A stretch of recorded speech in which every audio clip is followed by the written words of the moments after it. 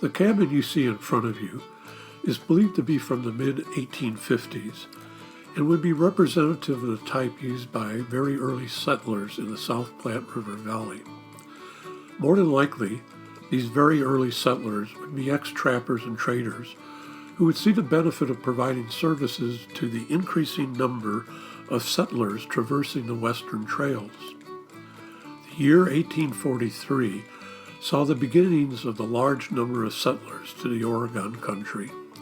Historic Fort Lupton was on the Trappers Trail that connected the much-used Santa Fe Trail to the Overland and Oregon trails.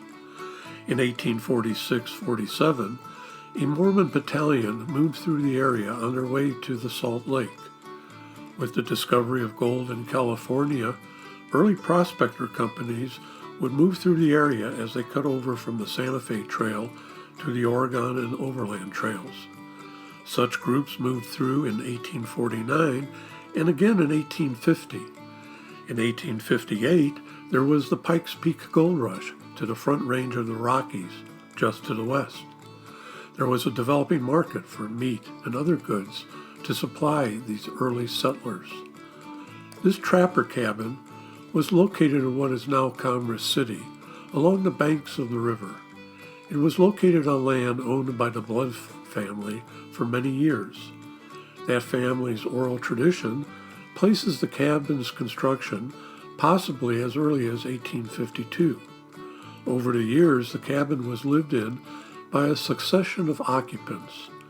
At one time, it was the overseer's cabin for a trout pond that provided trout to the Brown Palace Hotel in Denver.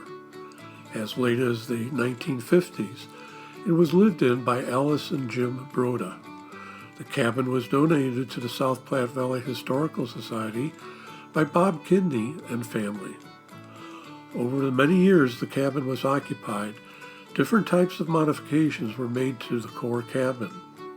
These included the framed addition to the cabin, walls covered in lath and plaster, and hardwood floors added on top of an old plank floor.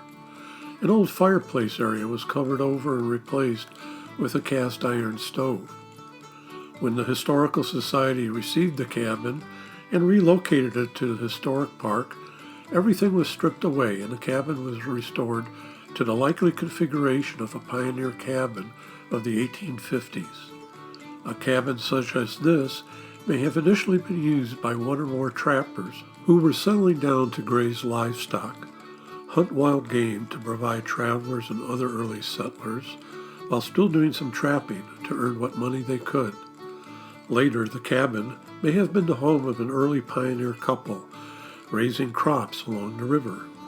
The cabin, as restored, reflects the trapper tradition, with traps and pelts, as well as the basic furnishings that would have been in such an early cabin.